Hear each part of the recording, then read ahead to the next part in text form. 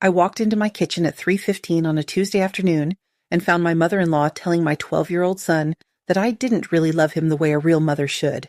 My name is Sarah Robinson. I'm 52 years old, and I just spent the last 8 months watching my children turn into strangers without understanding why. Catherine, my husband's 74-year-old mother, was standing by my refrigerator with her hand on Zachary's shoulder. Maternal, protective, like she was shielding him from something dangerous. Me, apparently. Your mother's just very busy with her own things, she was saying. She doesn't understand what family means. Not the way we do. Zachary was nodding. Actually nodding. My baby. The kid who used to bring me crayon drawings every Friday. Who used to hug me goodnight until he was 11 and a half. Who'd stopped looking at me entirely about 8 months ago. What the hell are you doing? I said. Catherine's face shifted immediately. Shock, hurt. That practiced grandmother expression she wore to church. Sarah, I was just, get out. I don't think you're in a state to get out of my house. She pulled out her phone. Right there. Didn't even pretend to be subtle about it. Called my husband while I was still standing 10 feet away. Paul, you need to come home right now. Sarah's screaming at me in front of Zachary. I think she's having some kind of breakdown. I wanted to grab the phone, wanted to scream into it that his mother was a liar and a manipulator and had been poisoning our children. But Zachary was frozen by the refrigerator with a glass of milk in his hand, looking at me like I was the threat. So I just stood there, shaking, while my mother-in-law played the victim to my husband and my son watched me prove her right. Paul arrived within the hour, walked straight past me to his mother. Are you okay? He asked her. Not me, her. She's been so hostile lately, Catherine said, and her voice actually trembled. I'm worried about her, Paul, about all of you. This is insane, I said. You were telling our son that I don't love him?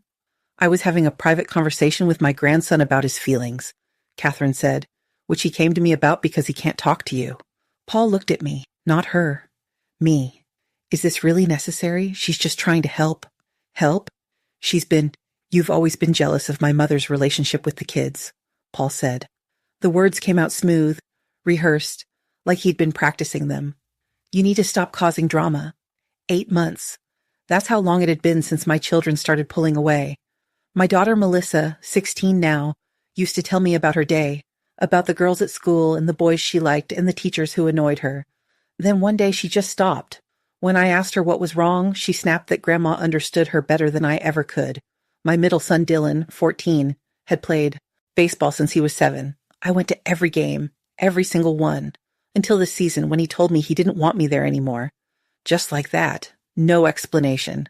When I pushed him for a reason, he shrugged and walked away. And Zachary, my baby, he started going to his grandmother's house after school instead of coming home. 4 nights a week he'd sleep there. When I asked him why, he said Grandma's house was more fun. I'd tried talking to Paul multiple times. He kept saying it was empty nest anxiety, that I needed to give them space. Empty nest anxiety about my 12-year-old. That night, after Paul and his mother finally left and the house was quiet, I went into Zachary's room. He kept his phone on his nightstand. I still had the password from when we'd set it up 2 years ago. I'd never used it. Never needed to. I needed to now. The group text was right there. Zachary, his grandmother, and both his siblings. Going back 8 months. Your mom is busy with her own things again. I wish I could have raised you instead of her. She doesn't care about your game today, but I'll be there. Message after message, every day, sometimes multiple times a day. Little drops of poison that added up to a flood. Grandma understands us better than Mom ever did. Why do you think she's always at the library instead of with you? Some people just aren't meant to be mothers. 8 months of this. While I was clipping coupons and making lunches and working my medical billing job and volunteering at the library on Tuesdays, because sitting still made me think too much about my mother dying 2 years ago and leaving me alone in this house with people who were supposed to love me. I wanted to throw the phone, wanted to scream, wanted to drive to Catherine's house and show her what a real breakdown looked like. Instead, I went to the bathroom. Melissa's phone was sitting on the counter. She'd left it there after her shower, still unlocked. I opened her messages. 2 years. The texts went back 2 years. The tone was different at first, gentler, more subtle. I know you're frustrated with your mom's rules. I remember being a teenager with a mother who didn't understand me too. But the last 8 months, the messages had turned sharp, direct, cruel. Your mother only thinks about herself. I see how she treats you. You deserve better than this. My daughter had been reading this for 2 years, since she was 14, since right after my mother died and I was barely functional from grief. That's when this started. Not 8 months ago, 2 years ago, when I was sitting at my mother's bedside watching her die and my mother-in-law was at my house building a new family without me in it. I sat on the bathroom floor with both phones. My son's, my daughter's, evidence of a systematic campaign to make my children hate me. Then I remembered Paul's old iPad. He'd given it to me for our 24th anniversary 5 years ago. Said I could use it to look up recipes and read books. I'd barely touched it, but it was still in my nightstand drawer and it was still connected to our shared iCloud account. I turned it on. The messages loaded. Old texts between Paul and his mother. I scrolled back. 3 weeks ago? Paul. Sarah's been really distant lately. I don't know what's going on with her. Catherine. She's always been selfish, sweetheart. You know that. The family would be better off without her influence. Paul. A heart emoji, not a question. Not a defense, not even an argument. Just a heart. Agreement. Affection. Support for the woman who just said his wife's family would be better off without her. His own mother telling him I was poison. And he sent her a heart. I sat there in my bedroom at 11:30 at night with 3 devices showing me 2 years of evidence. 2 years of my mother-in-law systematically destroying my relationship with my children. And my husband knew, supported it, encouraged it with heart emojis and silence, and taking her side when I finally fought back. This wasn't a misunderstanding. This wasn't a family conflict that got out of hand. This was planned, deliberate, a multi-year campaign to erase me from my own family. And it was working. I found the credit card statements in the mail on a Tuesday afternoon while sorting bills. $500 to K. Robinson every single month for the past 27 months. My name is Sarah Robinson. I'm 52 years old, and I just discovered $13,500 my husband never mentioned. Not lost to bad investments, not spent on emergency repairs, transferred monthly, systematically, to his mother, Catherine, while I'd been clipping coupons to keep groceries under $300. I called Paul at work, my husband of 23 years, father to our 3 children, the man who told me last month we couldn't afford to replace my 10-year-old car. We need to talk about these statements. What statements? His voice had that careful flatness he used when he already knew exactly what I meant. The $13,000 you've been sending your mother. Silence, then, I'll be home in an hour. He walked in and went straight to anger, not explanation, not apology, anger. My mother raised me alone after my father abandoned us. His face was flushed, his jaw tight. She deserves our support. You have no right to question how I spend money. I stared at this man I'd married at 23. I'm not questioning whether she deserves support. I'm asking why you never mentioned $13,000. Because I knew you'd react like this. He was pacing now, his hands clenched. You don't understand family loyalty. You don't understand what she sacrificed. Family loyalty. The phrase his mother, Catherine, had been using for years. Every time I needed something. Every time I asked for partnership in my own marriage. I wanted honesty. He wanted permission to keep lying. That's an important distinction. I understand sacrifice, I said quietly. I just thought marriage meant discussing financial decisions together. Selfish. He spat the word like he'd been saving it. That's what you are. Selfish. Then he left. Just walked out to his car and drove to his mother's house. Because when consequences showed up, he went home. And home had never been me. Catherine started showing up the next day, let herself in with a key I never knew she had. Just walked into my kitchen at 7 a.m. like she owned the place, which apparently she thought she did. I changed the locks that afternoon. Paul demanded a new key because it was his home too, which was legally true, and I had to give it to him. 2 days later, Catherine walked in again with a key that shouldn't have worked, and I knew Paul had already made her a copy. You're being cruel to an old woman who just wants to help, he told me. Help? The word 74-year-old Catherine used when she rearranged my kitchen cabinets, when she told the kids I'd made their favorite meals wrong, when she showed up at my volunteer shift and made sure everyone saw her being the good grandmother I apparently wasn't. I found the messages 3 days later, on Paul's old iPad, the one he'd given me for our 15th anniversary, the one that synced to his iCloud account because he'd never bothered to set it up properly.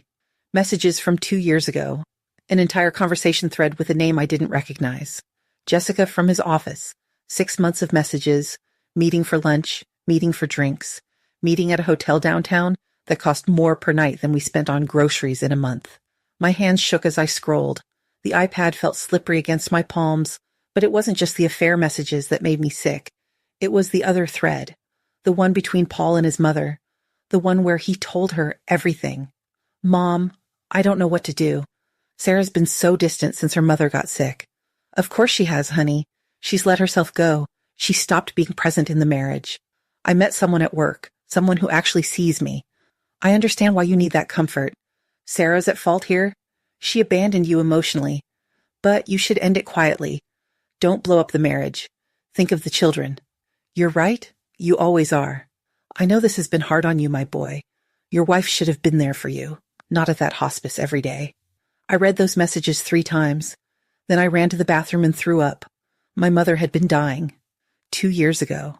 Stage 4 cancer that took her slowly over 3 weeks in hospice while she slipped in and out of consciousness. And while I sat at her bedside holding her hand, my husband was fucking someone from his office, and his mother was telling him it was my fault for being there instead of home. I sat on the bathroom floor for 20 minutes. The tile was cold against my back. I couldn't breathe right. Couldn't make my lungs work properly. They'd discussed my failings while I watched my mother die, itemized my inadequacies, used my grief as justification for his betrayal. 47 posts about me being emotionally absent. 0 acknowledgement that I was losing the woman who raised me. But beneath the devastation, something colder was settling in, a clarity that came from seeing the full scope. They hadn't just betrayed me. They'd weaponized my mother's death, turned my grief into their excuse. I forced myself up off the floor, grabbed my phone, started taking screenshots of everything, because falling apart now would only prove them right. Mom had been diagnosed 4 years ago when I was 48. The cancer took her slowly. 2 years of treatments and hope and decline until the final 3 weeks in hospice. 3 weeks when she was barely conscious, when all I could do was sit there and hold her hand and tell her I loved her. Catherine had called during Mom's 2nd week in hospice, offered to help with the children, pick them up from school, help with dinners while I was at the hospital. So generous, so kind. The good grandmother stepping in when the broken daughter couldn't handle being a mother during a difficult time. That's the exact phrase Marianne from church used when she pulled me aside after service last Sunday. Gentle, concerned, telling me everyone had noticed how overwhelmed I was, how Catherine had really stepped up. She told us you asked her to take over for a while, that you couldn't handle being a mother while your own mother was dying. We all understood, Sarah. Grief is hard. I never asked her to take over. I asked her to pick the kids up from school for 3 weeks, to help with dinners, not to replace me. But she'd use those 3 weeks of my grief to position herself as the primary maternal figure in my children's lives, and she'd been building that narrative for 4 years. Sarah's unreliable. Sarah's emotionally distant. Sarah can't handle things. 4 years of groundwork, 2 years of systematic escalation, daily text messages to my children, daily visits, daily whispers about their inadequate mother. This wasn't current manipulation suddenly appearing. This was a multi-year campaign with the most damaging phase occurring in the past 2 years, while I was barely keeping my head above water after Mom's death. I pulled out my laptop, started creating folders, screenshots of messages, photos of credit card statements, dates and times of Catherine's visits, every text message I could access from the shared iCloud account. Some wounds don't heal with time. They get documented, itemized, prepared for the moment you stop accepting them and start fighting back. And I was done accepting. My mother-in-law showed up at the library on Tuesday and told everyone I was abandoning my children. My name is Sarah Robinson. I'm 52 years old, and I just spent my morning volunteering, the same Tuesday shift I'd held for 8 months, when Catherine walked in with her performance face on. Sarah, honey, shouldn't you be home? Her voice carried across the circulation desk, loud enough for patrons to hear, calculated. The children need you. Mrs. Chen from the reference section looked up. 3 people in line went still. I volunteer here every week, Catherine. You know that. But with everything you've been going through? She touched my arm. Concerned grandmother, worried about her unstable daughter-in-law. Since your mother passed, you just haven't been yourself? I wanted to pull away. She wanted a scene. That's an important distinction. The library director is right there. I kept my voice level. Maybe you should ask her if my work has been a problem. But Catherine was already turning to the woman checking out books. My granddaughter told me her mother forgot to pack her lunch yesterday, too busy volunteering to take care of her own family. A lie. Melissa had bought lunch with the $5 I'd given her that morning. I drove straight to a family law attorney's office from the library. Monica Barrett, early 40s. She listened without interrupting while I explained my mother-in-law's 8 months of daily contact with my children, the text messages I'd started documenting, the feeling that I was losing them one poisoned conversation at a time. Start photographing everything, she said. Every unannounced visit, every text. We'll need evidence. Over the next 2 weeks, Catherine escalated. 3 visits to the house without calling first. Twice she brought groceries I hadn't asked for, telling my sons their father had mentioned I wasn't feeding them properly. Once she arrived at dinner time with takeout, walking into my kitchen like she owned it. I photographed it all. Then the phone call started. 5 women from church. All within 3 days. Sarah, we're worried about you. Catherine mentioned you've been struggling. Is it true you're leaving the children alone while you work? Different voices, same script. All starting with Catherine said. My mother-in-law had spent 2 weeks building a narrative. While I was documenting her intrusions, she was documenting my failures. Except hers were fiction delivered as concern. 3 weeks after I hired Monica, I received a letter from Catherine's attorney. Grandparents' rights lawsuit, claiming I was an unfit mother who had emotionally neglected my children for years. The evidence? My 3-week absence 2 years ago, when my mother was dying. I called my husband Paul, 50 years old, 23 years of marriage. Did you know about this? She deserves to see her grandchildren. His voice was flat, rehearsed. You've been keeping them from her. I haven't kept anyone from anyone. She's the one poisoning them against me. That's not what I've seen. A pause. And I'll testify about those 3 weeks you were gone. The kids needed you and you chose your mother? I'd chosen my dying mother's bedside. He'd chosen his affair during those same 3 weeks. But that wasn't relevant to him. Monica explained that grandparents' rights cases operated differently than custody battles. The court focused on established relationships and the children's preferences. The 8 months of daily contact between Catherine and my kids, their stated preference for their grandmother, Paul's testimony. The text messages will be crucial for the divorce case, she said, but this grandparents' rights situation is complicated. While the case was pending, I got a part-time job at a medical billing company, using my old nursing credentials, building financial independence. During my first week, I asked HR for my employment file from 7 years ago, when I tried to return to nursing after Zachary started school. The HR representative pulled the folder, flipped through papers, paused. This is unusual, she said. We have a note here from 2016. Your mother-in-law called the hospital, said you were unreliable and unstable, asked us not to rehire you. 7 years. I'd spent 7 years believing those nursing positions had fallen through because I wasn't qualified enough after my career gap. Not. Unqualified. Sabotaged. I went home and started searching through old boxes in the garage, looking for anything financial, anything related to my mother's estate from 2 years ago. In a box of Paul's personal files, I found 3 rejection letters from nursing positions, dated 2016, during the period when Paul had insisted on collecting the mail each day, claiming he was expecting important work documents. He'd hidden my job offers, then let me believe I'd failed. I kept searching. Bank records, estate documents, the $40,000 my mother had left me when she died. Paul had always handled our finances. He told me the money went toward paying off the mortgage early in estate taxes. I'd been too devastated by grief to question it, but the mortgage still had 15 years remaining, and my mother's estate had owed no taxes. Monica traced the transactions. The money had been deposited into our joint account, then transferred within days to an account in Catherine's name, with my signature on the bank authorization forms, except I'd never signed them. When Monica showed me the forged signature, I had to leave her office, sat in my car in the parking lot for an hour, shaking with a rage so pure I could barely see. They'd stolen my mother's final gift to me, while I was broken by grief, while I could barely function, while Paul was telling me everything was handled and I should just rest. $40,000. Not just money. My mother's last way of taking care of me. Her final act of love, stolen by the man who'd promised to protect me and the woman who'd smiled at my mother's funeral. Forgery takes practice, intention, daily choices to look someone in the eye and lie. This wasn't desperation. This was calculated theft with a paper trail. It's felony fraud and forgery, Monica said at our next meeting. But we should wait to file criminal charges until after we file for divorce. Use the discovery process to document everything. Make the criminal case airtight. 2 weeks before the grandparents' rights hearing, Catherine showed up at the house with flowers and tears. I realize I overstepped, she said. 74 years old. Perfect grandmother costume. I just want to be a family again. Paul stood behind her, nodding, encouraging. Think about the children, he said. Monica had warned me. Common manipulation tactic before court hearings. Make me look unreasonable when I refused. I'll consider reconciliation, I said, after you return the $40,000 you stole and admit what you did to the children. Catherine's face changed. No transition. Just a mask dropping. You've always been a weak and selfish mother, she said, voice flat. You'll always be alone. The children love me more than they ever loved you. Paul said nothing.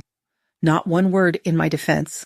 At the hearing 1 week later, the judge granted Catherine supervised visitation twice monthly, based on the children's stated preference.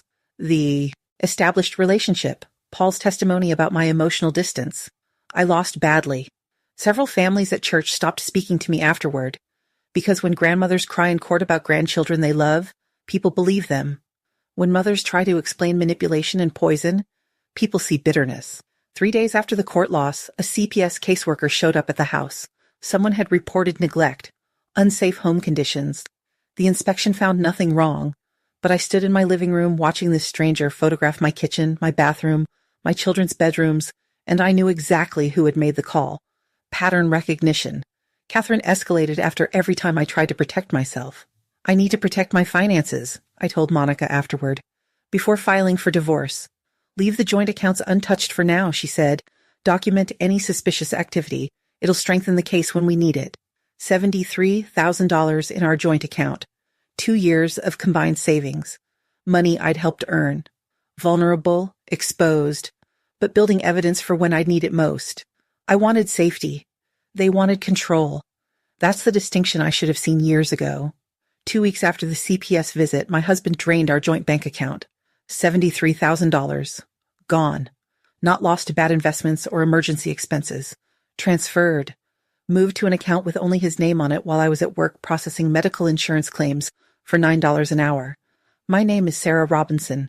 I'm 52 years old, and I just learned that 23 years of marriage meant nothing when a man decided to choose his mother over his wife. The bank sent me an automated notification at 2:47 p.m. on a Thursday.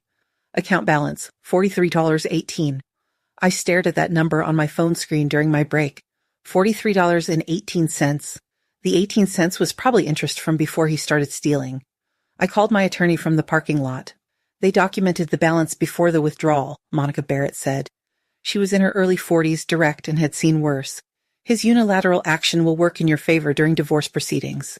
That doesn't help me pay your retainer. Silence on the other end. The kind that meant she knew I was right but couldn't fix it. I'll work with you on payment plans, she finally said. But Sarah, you need to understand.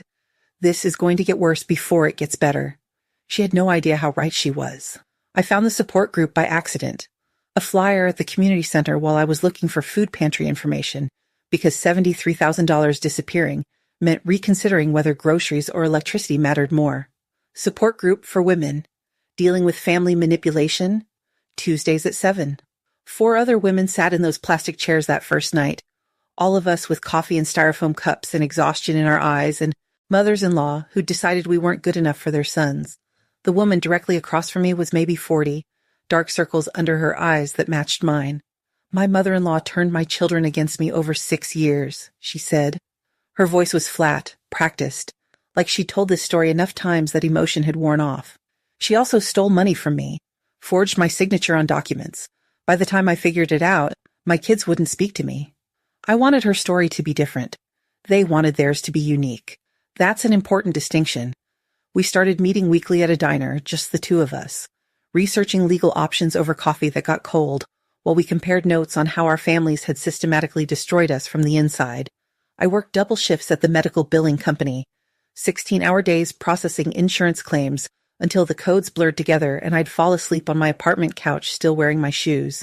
The support group connected me to a nonprofit that provided interest-free loans to women escaping family abuse. I borrowed $8,000 with a structured 2-year repayment plan and tried not to think about how I'd gone from a joint account with $73,000 to begging for $8,000. The money wasn't the point. It never had been. The point was that he'd looked at our marriage, at our children, at 23 years of partnership, and decided his mother's approval mattered more than my ability to eat. 6 weeks after the grandparents' rights order was finalized, my daughter showed up at my apartment. Tuesday afternoon, 3:15 p.m. She was 16 years old and crying and holding a shoebox like it contained something fragile. "Mom," Melissa said, just that. The first time she'd called me that in 8 months. Inside the box were birthday cards, Mother's Day cards, cards I'd written to her over the years in my handwriting with her name on them, and messages about how much I loved her and how proud I was. Cards she'd never received. "Grandma had them in a drawer," Melissa said. "I found them last weekend while she was in the kitchen." 47 cards total. I counted them later that night after she'd fallen asleep on my couch. 47 times I'd written "I love you" to my daughter. 47 times Catherine had intercepted them and hidden them away. Not destroyed. Hidden. Kept. This wasn't about stopping me from communicating with my daughter. This was about having physical proof that she'd won. Trophies of control that she could look at whenever she wanted and feel the satisfaction of what she'd taken. Some abusers keep mementos, souvenirs of their power over their victims, because the act of possession feeds their need for dominance more than destruction ever could. "She told me you forgot my birthday every year," Melissa said, "that you didn't care enough to even send a card." She was shaking. This girl who'd looked through me for 8 months like I was a stranger, who'd testified at the grandparents' rights hearing about how I'd abandoned them when my mother was dying. "I believed her," she whispered. "I'm so sorry." I spent 2 hours talking with my daughter, not about her father or her grandmother, not about the affair or the stolen money or the systematic destruction of our family, just about her, about school and friends, and the things she'd been afraid to tell me because she thought I didn't care.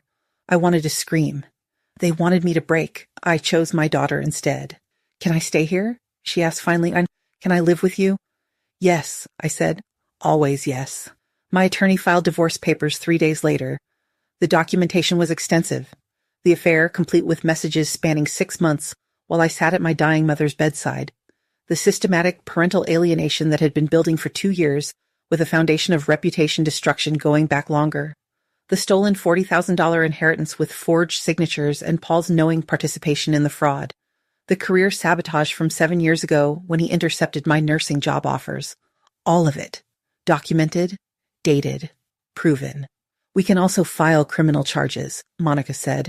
We were sitting in her office on a Thursday morning. Gray walls, fluorescent lighting, a desk covered in folders that represented other people's destroyed marriages. "Criminal charges mean your husband and his mother could face prison time for the forgery and fraud." I sat with that. The weight of it. Prison. For my children's father, for their grandmother. "I need you to say out loud that you want to do this," Monica continued, "that you're choosing to pursue criminal prosecution." The silence stretched. She waited. Patient. Understanding that some choices can't be rushed. "My children need to learn that there are consequences," I finally said. "Even when it comes from family. Especially when it comes from family." "Are you certain?" "Yes." That was it. One word that would change everything. Monica's investigation included subpoenas for Paul's work email accounts. She filed a civil lawsuit against both Paul and Catherine, seeking 3 times the damages. She reported the forgery and fraud to the police department's financial crimes unit. She contacted the IRS with documentation of unreported income from the stolen inheritance. Multiple investigations, all beginning simultaneously, all taking months to complete, all traceable back to one choice I made, sitting in a gray office under fluorescent lights while my daughter slept safe in my apartment. 48 hours later, Paul was served with divorce papers and the civil lawsuit. Catherine received notification of her own civil lawsuit the same day. My phone rang at 11:47 p.m. that night. Paul's number. I almost didn't answer. "You have to make this stop," he said. No greeting, no pretense, just desperation. Make what stop? The lawsuits, the investigation. My mother is having panic attacks. My job is reviewing my conduct after learning about the fraud allegations through the civil discovery process. His voice cracked. "Sarah, please. This is destroying everything." I thought about the $73,000 he'd stolen, the birthday cards his mother had hidden for years, the 3 weeks I'd spent at my dying mother's bedside while he was fucking his coworker, the 7 years of sabotage job applications, the 23 years of choosing his mother over his wife. "I spent 23 years protecting you from consequences," I said. "Sarah, I'm finished doing it." I hung up. The phone rang again immediately. I turned it off. Some protection isn't love, it's enabling. And I was done being an accomplice to my own destruction,